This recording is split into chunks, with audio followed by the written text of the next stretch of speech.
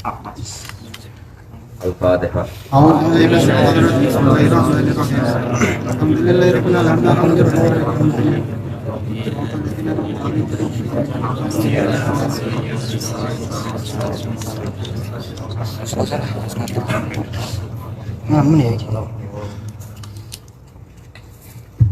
Begini ya, ini kantor cabang apa? Istimewa Nahdlatul Ulama. Ini kitab yang mulai nggak ada, itu kitab ini karangannya Mbak Hasyim namanya. Ini coba di foto ya, Risalah Ahli Sunnah Wal Jamaah fi Hadisil Mauta wa Asyrafis Sa'ah. Ini asli orisinil karangannya siapa? Mbak Hasyim.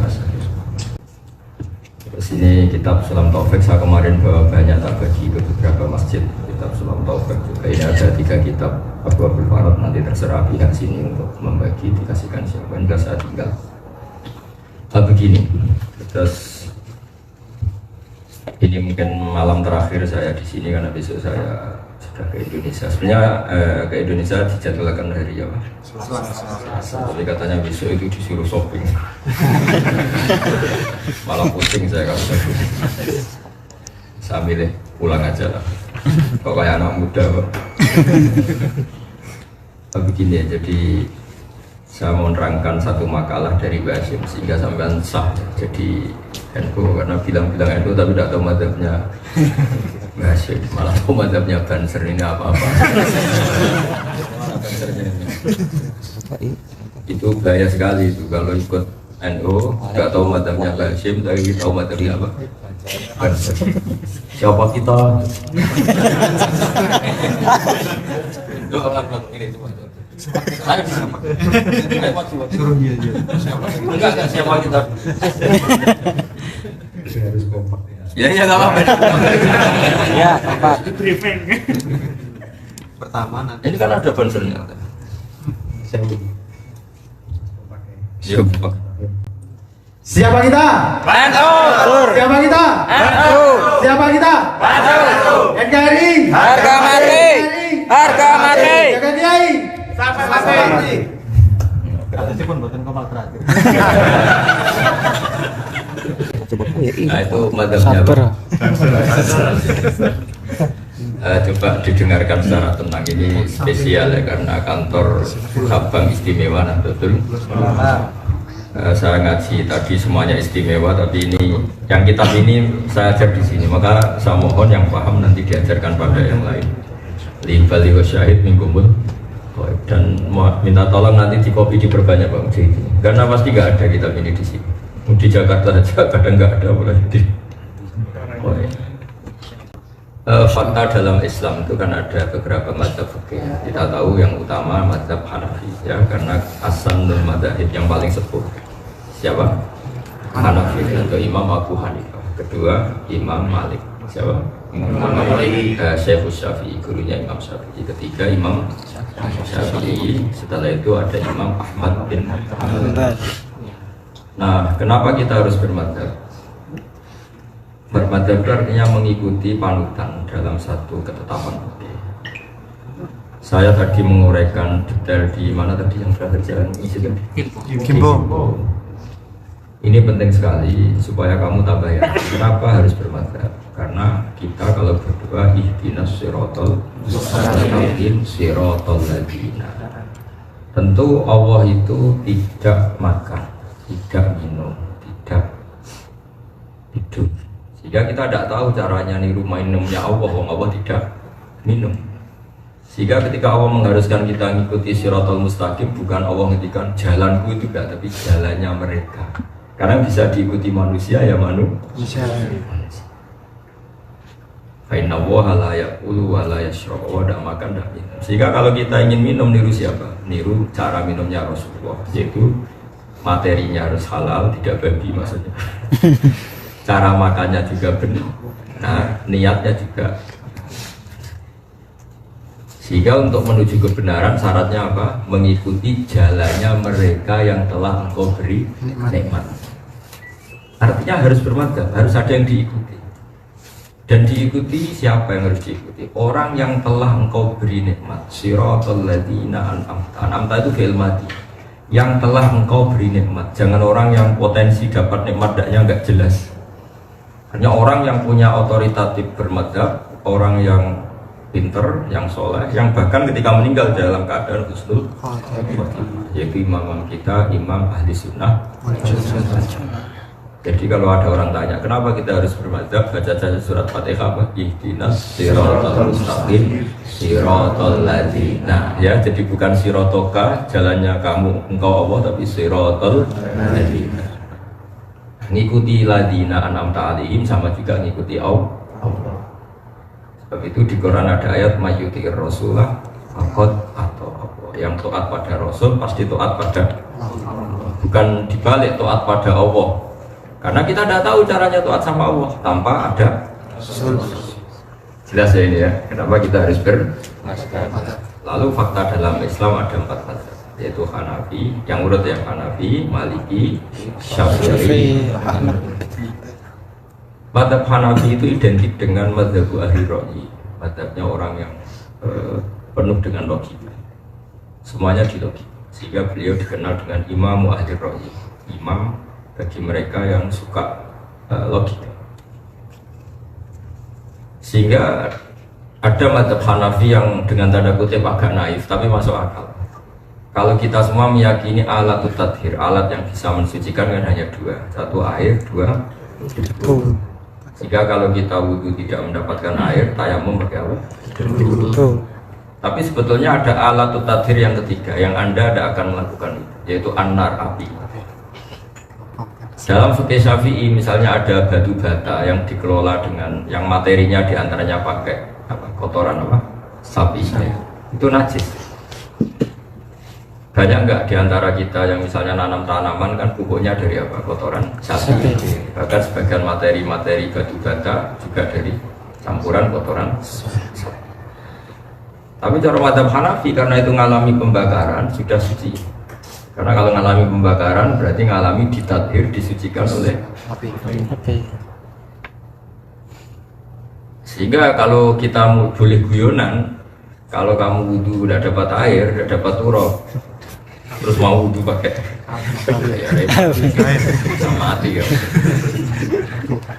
Tapi Imam Hanafi gak salah, beliau mencontohkan ketika orang mukmin banyak dosa akan masuk surga itu disucikan di mana?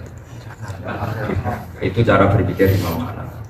Nyatanya orang mukmin yang penuh dosa saat mau masuk surga disucikan dengan api. Berarti api adalah alat suci. Iya. Kalau gitu berarti batu bata meskipun dari kotoran sapi atau apa saja kalau mengalami pembakaran berarti sehingga gak perlu ada perdebatan bagaimana ini hukumnya batu bata, kan cara bikin diinjek-injek, kadang di situ ada teledong apa tapi ada macam-macam, itu sah karena mengalami pembakaran. Dan pembakaran itu bagian dari alat tathhir, alat pensuci. Paham ya? Jadi mazhab Hanafi alat tathhir itu 3, yaitu apa, alma, turab, wan-nar. Tapi jangan pakai wudu ya, janji ya. Apalagi pakai mandi ya. Kira-kira madhab seperti itu. Madhab itu cara berpikir melihat teks. Kenapa ada madhabul arba? Karena memang teks yang di luar mansus, di luar ketetapan eksplisit, pasti orang cara pandang itu beda. Di luar teks secara eksplisit, secara sorry. Ya, ini agak ngaji detail karena salahnya kalian menamakan diri istimewa. Istimewa itu gak boleh goblok. Pokoknya semuanya harus serba istimewa. Masa istimewa bodohnya kan gak keren. Jadi yang di sini harus bertanggung jawab. Ya kan anak istimewa fakirnya kan anak. Istimewa keren. Begini, kenapa harus bermadzhab? Dan saya spesial akan rangkan mazhab. Kenapa harus bermadzhab? Karena setiap satu teks yang tidak eksplisit, kalau dalam bahasa pondok tidak sorry, itu pasti yahtamilu wujuhan katsirah, pasti berpotensi maknanya kan. Kenapa yahtamil? Ya memang yahtamil, pasti iya. Misalnya gini, saya beri analogi. Kang Sifa ini namanya apa? Sifa ya. Saya belikan gedang goreng untuk hormatan. saya jelas menyebut kalimat, saya belikan gedang goreng untuk hormat tamu. Kemudian ternyata di toko itu gedang goreng nggak ada. Kemudian dia beristihad dibelikan telo goreng atau dibelikan apem atau roti. Kira-kira kiainya marah, menyalahkan karena nyatanya tidak gedang goreng, atau membenarkan yang penting ada yang dipakai hormat tamu. Kamu milih mana? Mungkin yang kedua. Hormat tamu, karena kalimat gedang goreng itu apakah kalimat yang mewakili alat untuk hormat tamu? Apa memang harus Gedang goreng. gedang? Ya, yang lainnya fokus saja yang lainnya. Jelas ya? Jadi, lah itu kira-kira istihad seperti itu. Mau tidak mau kita harus istihad, kalau tidak ya bodoh sekali. Makanya jadi kelompok-kelompok ekstrim karena nggak mau berpikir secara ijtihad. Sehingga ketika Rasulullah zakat dengan kurma atau zakat dengan apalah yang makanan pokok Arab, misalnya Rasulullah sedekah pakai roti, pakai gandum. Oleh Imam Syafi'i roti dan gandum dan kurma itu diganti kalimat itu. Zakat hanya sah biku tibaladi dengan makanan yang menjadi kod makanan pokok negara. Sehingga orang Indonesia nggak boleh zakat dengan kurma, juga nggak boleh zakat dengan roti, harus pakai beras. Karena ketika Nabi memilih tamar atau memilih gandum, memilih hintoh di Arab adalah pilihan yang atas nama kuti ahlil balad, makanan yang pokok di negara. Ketika di Indonesia otomatis kita ganti, mungkin di Papua atau di mana diganti sagu. Ini yang namanya ijtihad. Sekarang misalnya Rasulullah kenal, Rasulullah ngasih putrinya Fatimah, misalnya ini Fatimah kamu tak kasih rok, ini Fatimah kamu tak kasih jilbab. Itu maknanya jilbab apa penutup aurat? Penutup aurat. Sehingga kamu nggak boleh niru saya jilbaban karena Nabi ngasih putrinya juga jilbab. Jadi salah kaprah. Maka jilbab di sini maknanya apa? Penutup. Ya sudah, kalau kamu lelaki ya jangan beli jilbab. Ini masalah ijtihadiyah. Ya jelas ya. Nah, kenapa banyak paham ekstrim? Karena nggak mau mikir, nggak mau berpikir secara usul fikih. Sehingga NU itu utamanya Basim Asy'ari mengenalkan toro ikut istihad atau kaifiyatul istihad, cara-cara beristihad. Ini penting saya utarakan karena orang sudah mulai malas berpikir, akhirnya jadi Islam yang ekstrim. Itu kan ibarat begini, kalau dalam qiyas, oke, dengerin. Allah hanya ngintikan fala taqul lahuma uffin, kamu jangan pernah bilang sama kedua orang tua kamu Gus. Maknanya itu apa? Aku ora muni Gus, muni kakean. Yang dilarang Quran kan Gus, kalau kakeannya kan tidak ada ayatnya. Itu kira-kira ngajak goblok ke pengajak pintar.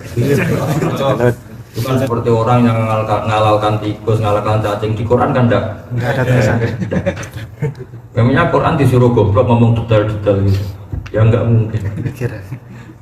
Itu kan seperti anekdot dalam dunia pesantren. Ada santri saking gobloknya itu sering naboi istrinya. Naboi itu kan pakai tangan.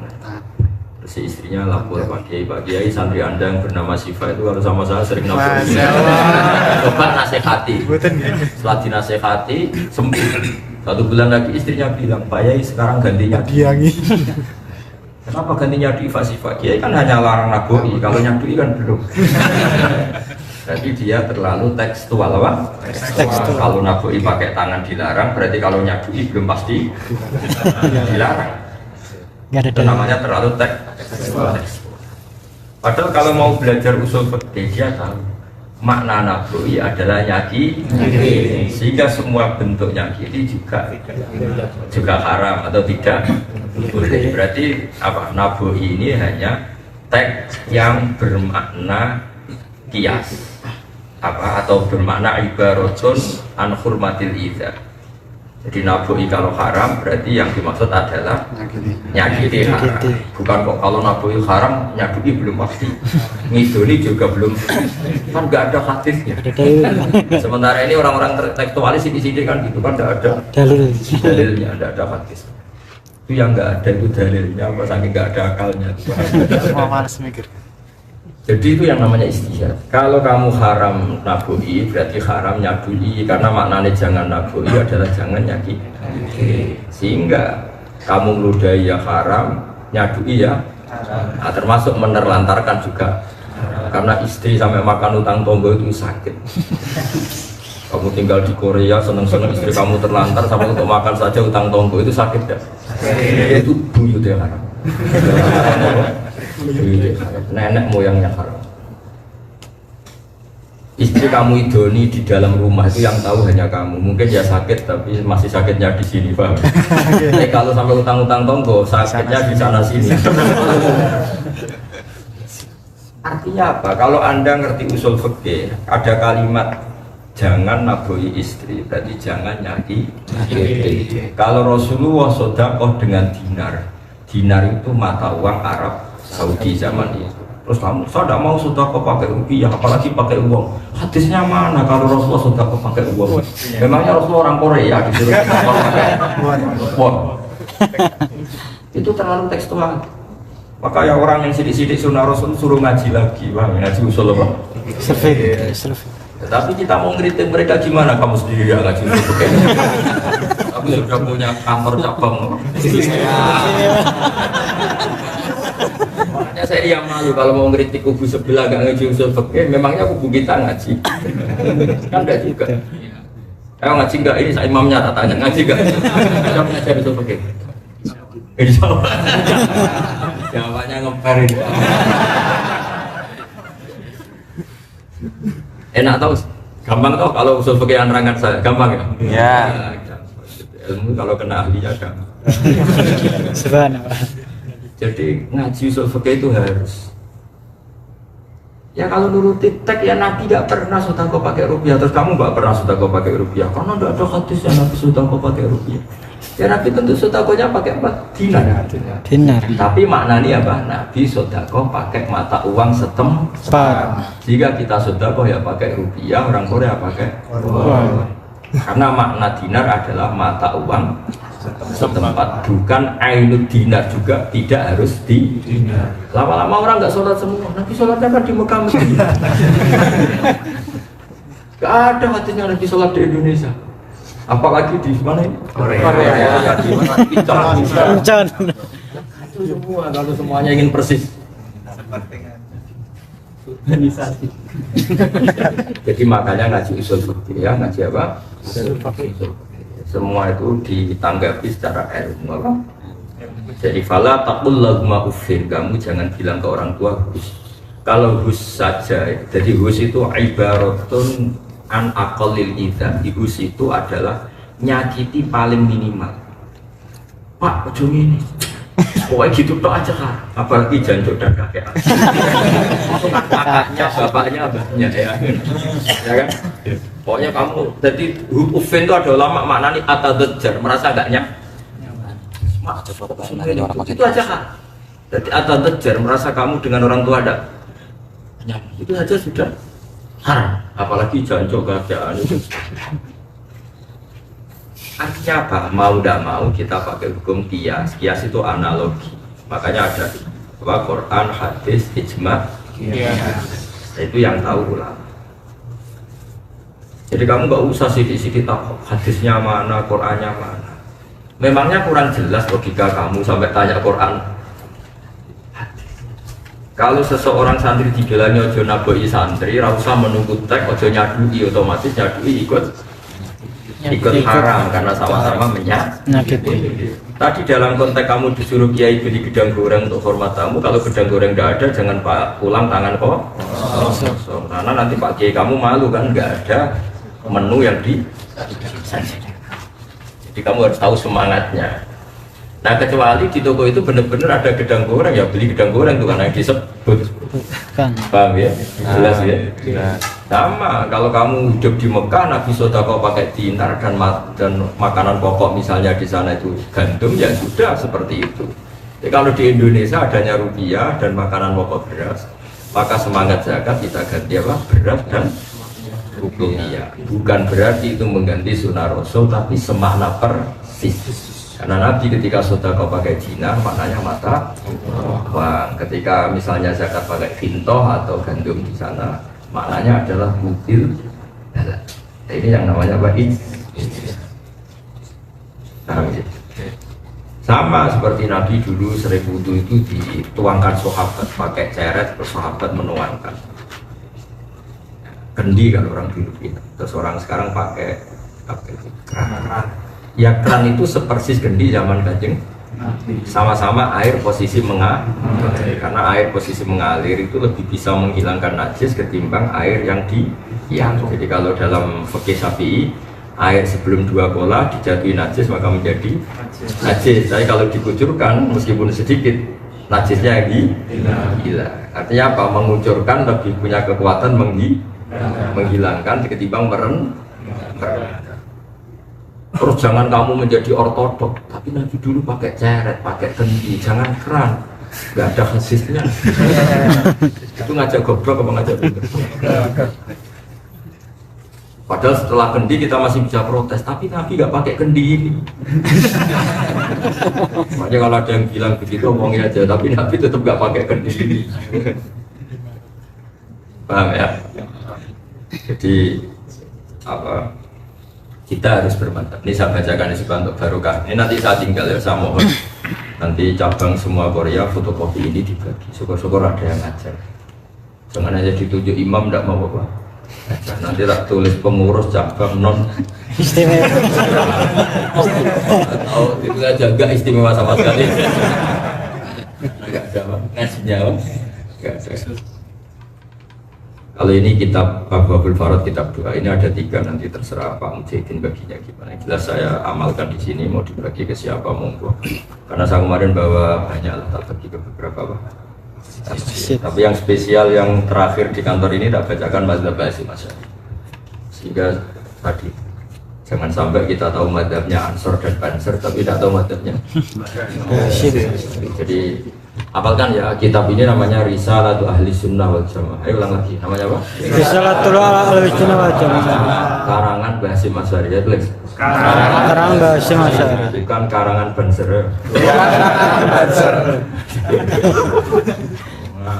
Seragam Banser tahu, seragamnya Hasyim benar. Seragamnya Hasyim ya ilmu itu apa? Ilmu. Seragamnya Hasyim ya ilmu. Sehingga orang nyebut Hasyim mesti al-alim al-allamah Kiai Haji Hasyim Asy'ari. Ya itu seragamnya, di mana seragam itu identik.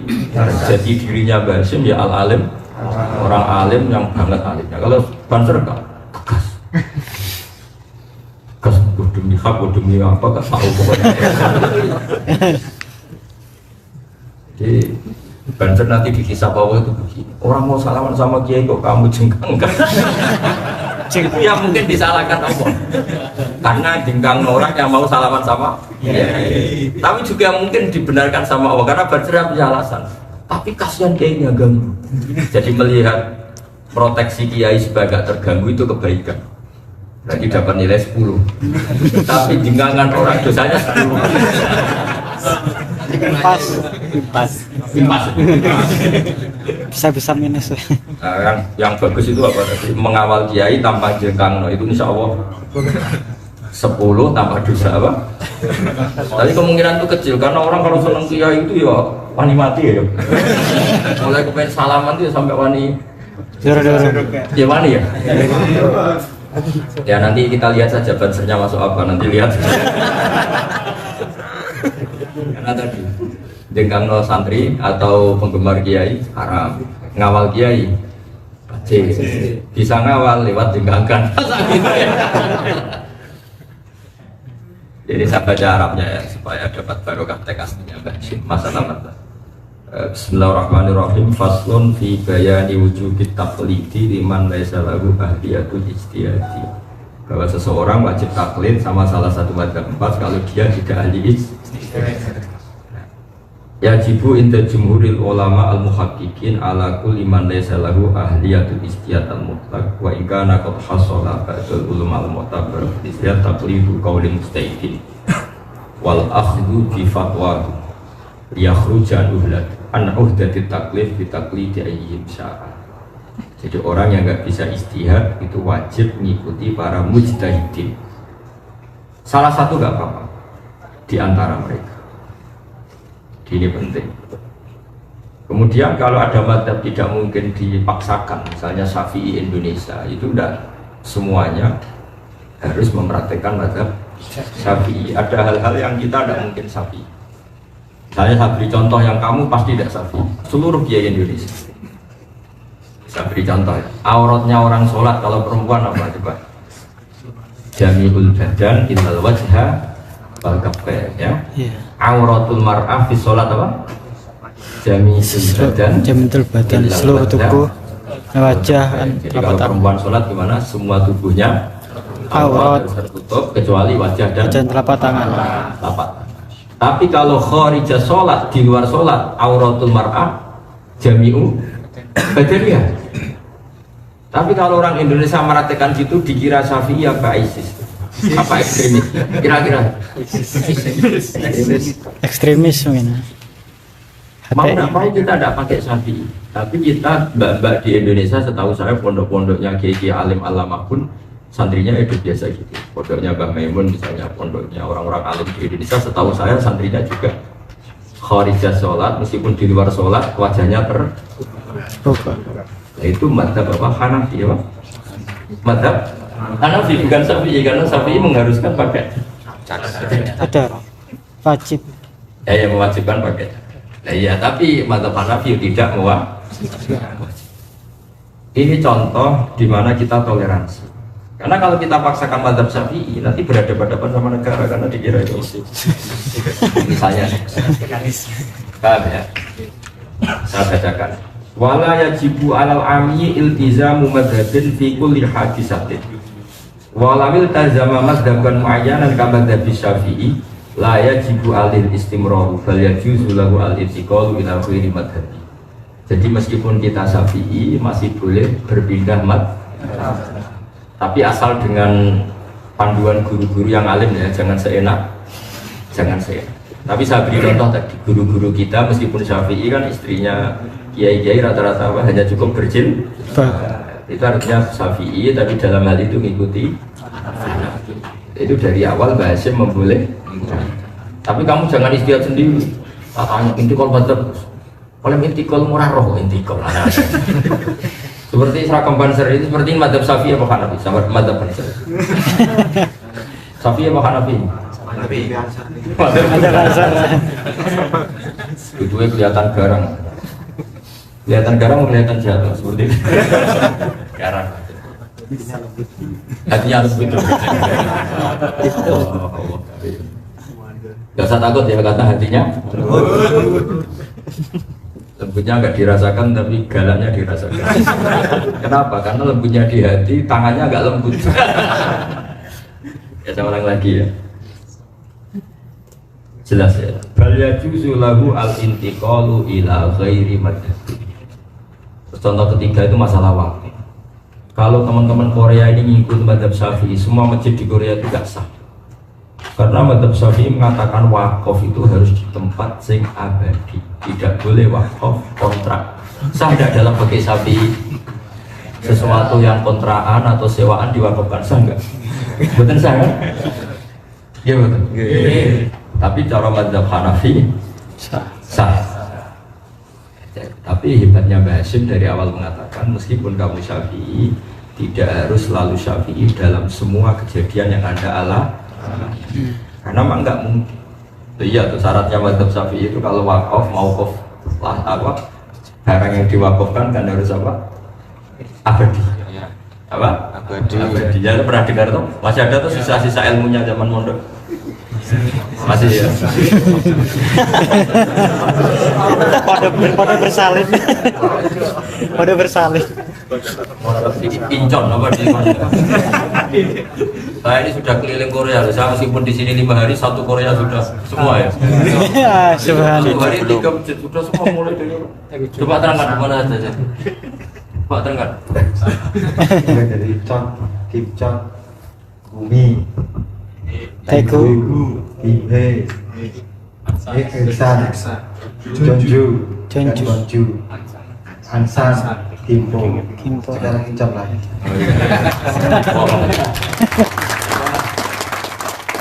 Aku Korea karena saya sini sudah 5 hari, 1 hari 3 masjid. Oh ini pemerkosaan kelas berat.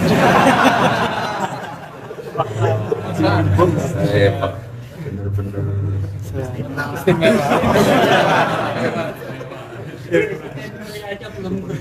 Lima hari 1 Korea. Nah iya, Presiden Korea aja berarti 5 hari 1 Korea ini saya. Ya ini tolong sekali ya, ini di copy ya terus disebarkan ke semua Pak Mas. Karena saya cari kitab ini mau saya beli banyak tapi ya ada baca satu Pak. Kalau yang Sulam Taufik saya beli banyak, kemarin tak bagi banyak. Sama Arba'in Nawawiyah saya beli banyak tak bagi banyak. Kali ini nggak bisa karena kitab ini sudah. Dan kalau kamu bisa nyetak banyak itu nanti ajaib betul. Di Indonesia saja nggak banyak, di Korea. Tapi kalau hanya ditumpuk nggak istimewa. Diamalkan. Makanya ini tugasnya kamu jadi ini harus awas. Nanti tanya-tanya, diajarkan enggak? Diamalkan. Ya, jadi ini karangan Mbah Hasyim Asy'ari orisinil tentang masalah madhab. Apa masalah apa? Jadi wakaf itu kalau madhab Hanafi lebih fleksibel karena dianggap al-waqfu itu dianggap hibah. Wakaf itu ya seperti apa? Jadi pakai uang ya boleh, terus ya sudah biasa aja, tidak perlu syarat-syarat yang jelimet kayak di fikih-fikih apa? Syafi'i.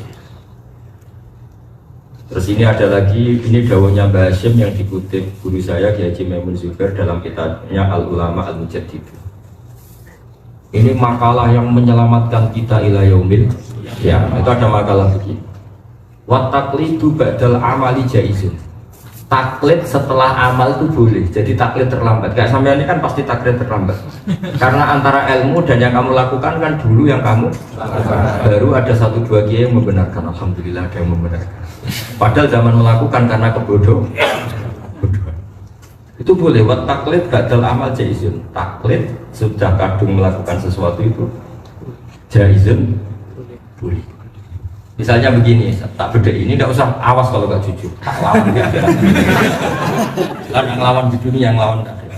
Karena seorang ulama itu nanti di akhirat lebih keren ketimbang zaman di dunia. Karena punya otoritas. Awas macam-macam.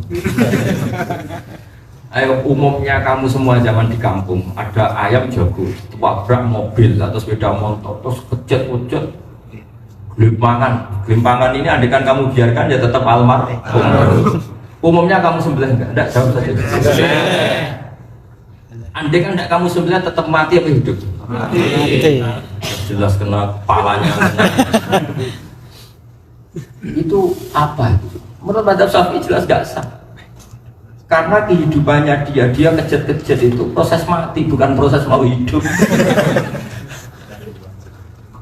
Itu ibarat begini, sama tak beda. Ada orang sudah kejet-kejet mau mati, terus kamu wakofi tanah atau kamu hibai sah apa enggak? Tidak sah, karena dia sudah tidak sah melakukan tasarruf termasuk qabul menerima. Boleh enggak? Ayo orang sudah kejet-kejet angkah tukah wazab enggak boleh kan orang kejet-kejet gitu disuruh apa? Qabul. Enggak sah, semuanya enggak sah. Artinya gini, syaratnya penyembelian hewan itu masih hidup apa sudah mati? Hidup. Sekarang kejet-kejet proses kematian apa hidup? Hidup. Kenapa selama ini sudah tetap kamu sebelah? Dalilnya mesti iman. Bukan dalil Imam Syafi'i. Ayo jujur ya. Ayo dalil kamu melakukan itu iman apa Syafi'i? Buktinya kalau kecelakaan ayam kecil segini, kamu biarkan mati apa sama mati? Karena gak ngeman kan? Enggak. Tapi untungnya, ini kan satu kebodohan kan yang sudah lama melakukan satu kebodohan dalam bermadhab, tapi kepintaran dalam ekonomi. Saya pernah itu, ini kisah nyata. Saya itu mau pergi, mau kemana gitu pergi. Pas sampai jalan raya itu Kang siapa? Pas sampai jalan apa? Rumah saya kan sampai jalan raya kira-kira 300 meter. Pas sampai jalan raya di Pak Mujahidin. Wadahnya menjaga, wah kebetulan saya lewat pakai motor. Kebetulan ada saya, orang yang mau nyebelah itu mungkin suka kan ada saya. Dibiarkan. Ini halal apa buatan? Aku nggak bohong halal gitu. Karena kalau saya bilang halal menjadi hukum permanen, makanya saya bilang gak bohong halal gitu. Aku nyerah halal. Nah ternyata apa? Saya cari-cari karena kebanyakan orang itu juga salah. Semuanya mengalami seperti itu, dan semuanya sepakat seperti itu dengan dalil apa? Iman. Tapi setelah saya cari di madhab-madhab Maliki, ternyata memang ada yang mengatakan tetap satu. Karena yang dikatakan nyawa itu nyawa tetap nyawa. Selagi tidak mati namanya ya hidup. Meskipun kehidupan yang menuju mati, asal belum mati ya namanya hidup. Tapi kamu pas nyembelih itu karena bermadhab Maliki apa karena iman? Nah, meskipun itu sudah jadi daging Anda kan sudah kamu makan sudah menjadi darah. Itu kata Basim Asy'ari wa taqlid badal amal jaiz. Meskipun sudah terlambat itu tetap boleh. Jadi kamu berdoa ya Allah, ternyata kebodohan saya yang lalu-lalu ternyata itu Maliki ya Allah. Orang lagi ya Allah, kebodohan saya di masa-masa lalu ternyata itu Maliki. Alhamdulillah. Aman. Jadi wa taqlidu ba'dal amali jaiz. Pada ini penting sekali, ini dawuh Basim. Di sini dicontohkan gini. Falau sholat syafi'iyun don nasihata sholatihi ala madhabi summa tabayyana butlanuha fi madhabi wasih khatuha ala madhabi wairi falahu taqlidu wa yaktafi bitilka sholati.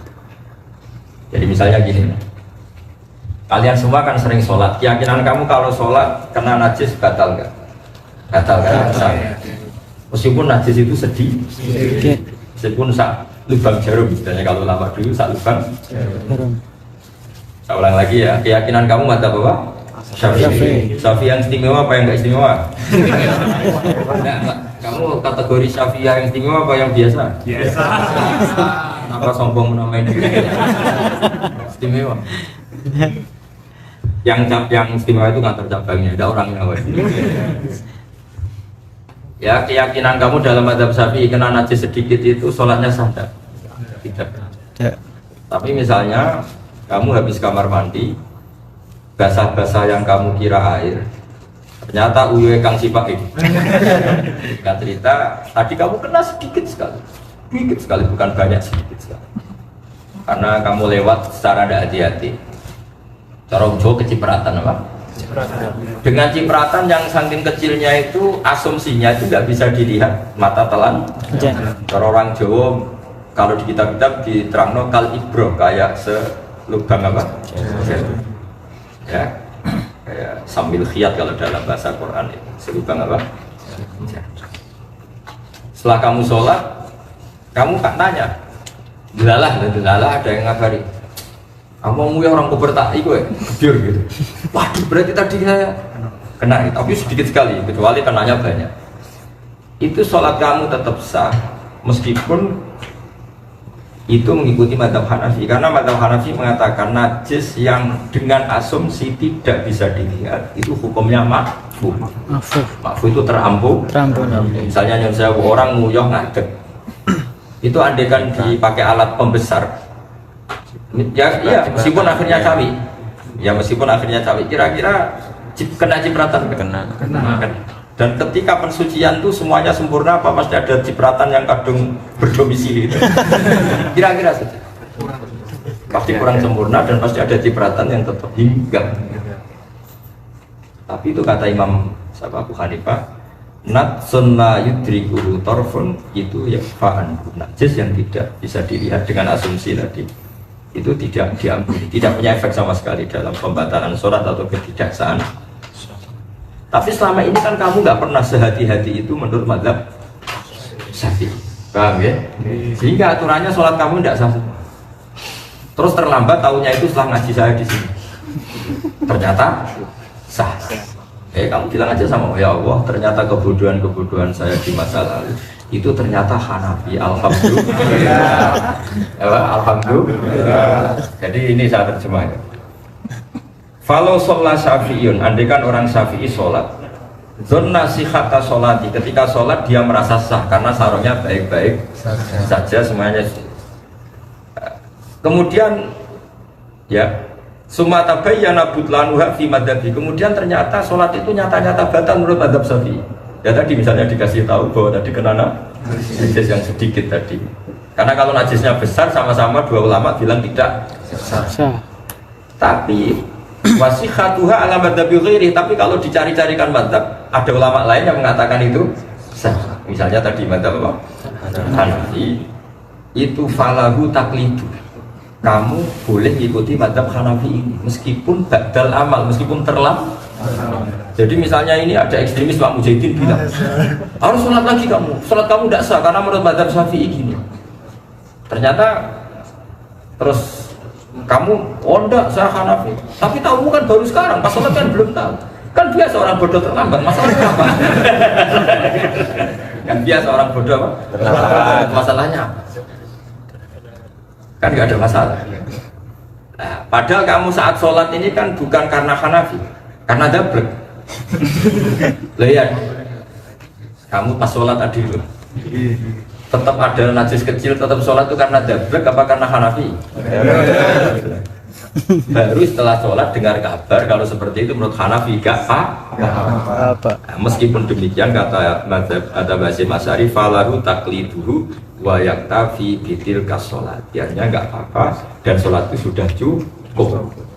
Apa sholat itu sudah cukup.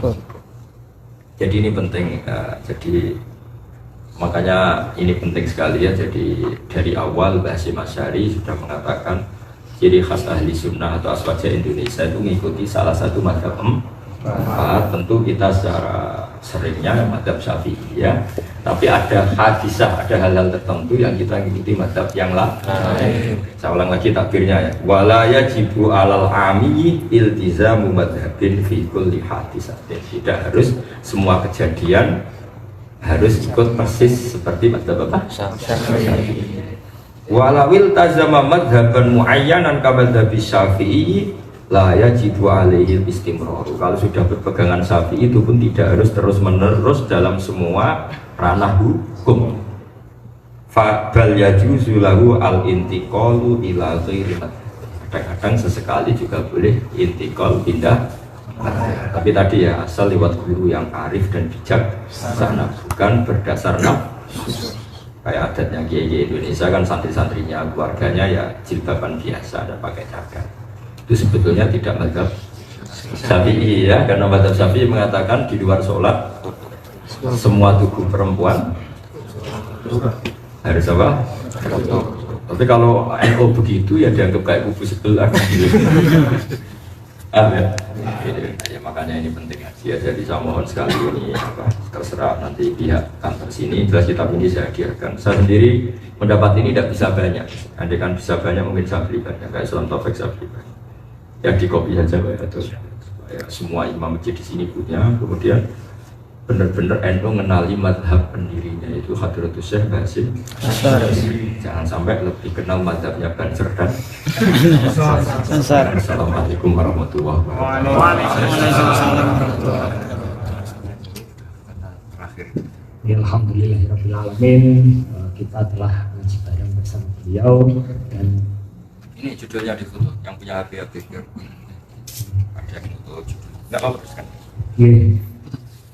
Kami dari pengurus Masjid Al-Mujahidin dan Jamaah juga minta doa dari panjenengan Gus Smages. Kita sebagai pengurus PJNU dan juga pengurus masjid di sini dan juga Jamaah Masjid Al-Mujahidin diberikan sangat istiqomah dan menjadi istimewa.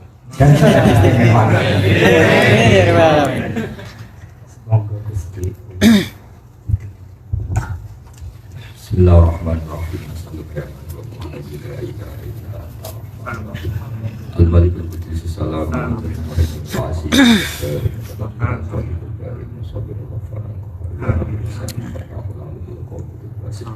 الخافض الرافع المعز بالسر والحسن الحكم العدل اللطيف الخبير الحليم آمين الشكور عليك البر والمنتهى المنتقم العفو وخالق الملك ذي الجلال العزيز الجبل والرحمن النور الهادي البديع الوارث الرشيد الصبر اللهم صل على حبيبك مصطفى محمد وعلى اله وصحبه وسلم اسمعين اجعلنا يا الله خير حبيبك محمد واجعلنا يا الله ممن يقيم شرائعه في اي بلد كنا يا الله انت في بلد قريه اجعلنا مقيم الصلاه ومن المعمرين لمساجدك يا الله ومن الذين ائتمروا بأوامرك وانتهوا بنواهيك يا الله اللهم اعنا على ذكرك وشكرك وحسن عبادتك ربنا هب لنا من ازواجنا وذرياتنا قرة اعين واجعل جمعيتنا يا الله رحمة لنا جمعية مباركة جمعية يا الله تكون بركة لنا ولأمة Indonesia ولجميع العالم الإسلام يا الله مذهبا وسطيا مذهبا يا الله تحبب عبادك إليك وتحبب عبادك إلى كتابك الكريم وإلى سنة رسولك محمد صلى الله عليه وسلم وإلى الإجماع والقياس ربنا آتنا حسنة صلى الله عليه وسلم سبحان ربك رب العزة عما يصفون وسلام على المرسلين